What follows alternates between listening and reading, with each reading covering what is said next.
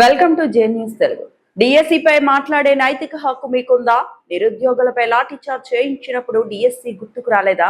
డిఎస్సిపై మాట్లాడే నైతిక హక్కు ప్రతిపక్షానికి లేదని టీడీపీ సీనియర్ నాయకుడు మధుసూదన్ రాయల్ అన్నారు. డిఎస్సి కోసం నిరుద్యోగులు ఆందోళన చేసిన సమయంలో లాఠీ చార్జీలు, కేసులు పెట్టించి ఇప్పుడు డిఎస్సిపై ప్రేమ చూపించడం విడ్డూరంగా ఉందన్నారు. నారా లోకేష్ ఇచ్చిన మాట ప్రకారం కూటమి ప్రభుత్వ అధికారంలోకి డిఎస్సి నిర్వహించిన ఘనత చంద్రబాబు, లోకేష్లకే దక్కుతుందన్నారు. చిత్తశుద్ధి ఉంటే అసెంబ్లీ సమావేశాలకు హాజరై డిఎస్సిపై మాట్లాడాలని సూచించారు. నారా లోకేష్ రాజీనామా చేయాలంటూ మాట్లాడటం పగటి కలలేనని మధుసూదన్ రాయల్ స్పష్టం చేశారు. అందరికీ నమస్కారం. గత 4 రోజులుగా వైఎస్ఆర్సీపీ నాయకులైతేనేమి, కార్యకర్తలైతేనేమి రాష్ట్రమంతా కూడా చాలా బీభత్సం సృష్టించడం జరుగుతూ ఉంది. వాళ్ళు దేనికి బీభత్సం సృష్టిస్తూ ఉన్నారంటే అర్థం కావట్లా. వాళ్ళు గంజాయి తాగేసి వచ్చి బీభత్సం సృష్టిస్తూ ఉన్నారో ఏమైంది అర్థం కావడం లేదు.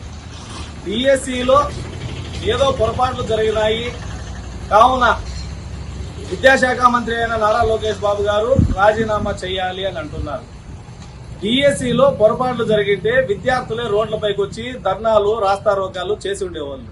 మీ వైసీపీ నాయకుల యొక్క సలహాలు, సూచనలు తీసుకొని మిమ్మల్ని సపోర్ట్ అయితే ఎవరు తీసుకోరన్నమాట. ఎందుకు తీసుకోరు అంటే గత ప్రభుత్వంలో మీరు డిఎస్సి నిర్వహిస్తామని మాట ఇచ్చి డిఎస్సి నిర్వహించకపోతే అదే విద్యార్థులు రోడ్లపైకి వచ్చి ధర్నాలు చేస్తే వాళ్ళని కొట్టి వాళ్ళ పైన కేసులు పెట్టి వాళ్ళని హింసించిన ప్రభుత్వం మీ వైఎస్ఆర్సీపీ ప్రభుత్వం అని మీకు తెలియజేస్తున్నాను. ఇక్కడున్నారు గౌరవ శాసనసభ్యులు, చెప్పుకుంటే సిగ్గుచేటు. ఆఫ్టర్ ఆల్ గెలిచిండేది 6,000 ఓట్ల తేడాతో. 6,000 అంటే ఆఫ్టర్ ఆల్ దాంట్లో 50% ఎత్తుకుంటే 3,200 ఓట్లతోనే మీరు గెలిచినారు. మీరు శాసనసభకైతే పోరు, ఇక్కడ జనాల్ని మాత్రం రెచ్చగొట్టి రోడ్లపైకి వదులుతారు. మీరు శాసనసభకు వెళ్ళండి. శాసనసభలో మాట్లాడి డిఎస్సి పైన విచారణ జరిపించాలా, జరిపించకూడదా అనేది శాసనసభలో పోయి మాట్లాడితే బాగుంటుందని కూడా మేము తెలియజేసుకుంటున్నాం. ఎందుకంటే మీకు బాగా అరాచకాలు చేసి చేసి పండిపోయినారన్నమాట. మీరు గతంలో డిఎస్సి అంటే మీకు దాని గురించి మీనింగ్ తెలియదు. డిఎస్సి అంటే మీలాగా పేపర్లు చింపేసి గత స్థానిక ఎన్నికల్లో పేపర్లు చింపి దాంతో కౌన్సిలర్లు, ఎంపీటీసీలు, జెడ్పీటీసీలు అయినారే. అది కాదు డిఎస్సి అంటే. వాళ్ళు కష్టపడి చదివి ఉత్తీర్ణత సాధించేది డిఎస్సి అంటారన్నమాట. ముఖ్యంగా మీరు తెలుసుకోవాల్సింది ఎంతైనా ఉంది.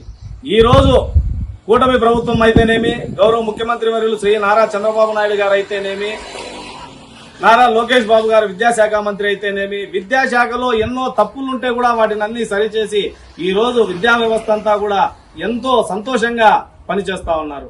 ఈ రోజు తల్లికి వందనం, ఎంతమంది పిల్లలు ఉంటే అంతమందికి కూడా తల్లికి వందనం ఇవ్వడం జరిగింది. అదేవిధంగా డిఎస్సిని ఎంతో పారదర్శకంగా నిర్వహించి సుమారు 16,000 పైచిలకు డిఎస్సి అభ్యర్థుల్ని ఎన్నిక చేయడం, వాళ్ళు కనీసం విధుల్లో చేరి కూడా సుమారు సంవత్సరం అవుతా ఉంది. దానిపైన మీరు ఇప్పుడు రాద్ధాంతం చేస్తున్నారు. అదేవిధంగా మీరు కోర్టులో కేసు వేశారు డిఎస్సి పైన, కోర్టులో కూడా ఆ కేసు నిలబడలేదు. ఇప్పుడు మళ్ళీ గౌరవ శ్రీ విద్యాశాఖ మంత్రి గారైన శ్రీ నారా లోకేష్ బాబు గారు డిఎస్సికి మళ్ళా కొత్తగా నోటిఫికేషన్ సుమారు 3,500 పోస్టులకు ఇస్తా ఉంటే దాన్ని మళ్ళా అడ్డుకునే దానికోసమే మీ అరాచకాలు సృష్టిస్తున్నారు. మీ ధర్నాల్లో, మీ రాస్తారోకల్లో ఎక్కడైనా డిఎస్సిలో క్వాలిఫై కాని వాళ్ళు ఎవరైనా ఉన్నారంటే లేదు. ఎంతసేపు మీ గంజాయి బ్యాచ్ తప్పితే ఇంకా ఎవరూ లేరని కూడా మరొకసారి తెలియజేసుకుంటున్నాం. మీ ప్రభుత్వం లాగా శాండ్, ల్యాండ్, వైన్, మైన్ దాచుకొని తిన్న ప్రభుత్వం అయితే మా ప్రభుత్వం కాదని కూడా మరొకసారి తెలియజేసుకుంటున్నాం. మీకు ఎవరన్నా 11 మంది ఎమ్మెల్యేలు గెలిచినారు, మీరు కూడా గెలవకుండా లేదు. 17వ తేదీ అసెంబ్లీ స్టార్ట్ అవుతుంది, వెళ్ళండి. కానీ వెళ్ళండి అంటే మీరు వెళ్తారు ఎందుకు? ఇన్ని రోజుల లిమిట్ లో అక్కడ అసెంబ్లీకి పార్టిసిపేట్ చేయకపోతే మీ శాసన సభ్యత్వం రద్దు అవుతుంది. కాబట్టి వెళ్లడము, సంతకం పెట్టడము, రావడము. ఎందుకైనా మీకు ప్రజలు ఓట్లేసి గెలిపించింది కాదు. మీరు అసెంబ్లీలో వెళ్ళండి, మీరు అసెంబ్లీలో నిలదీయండి.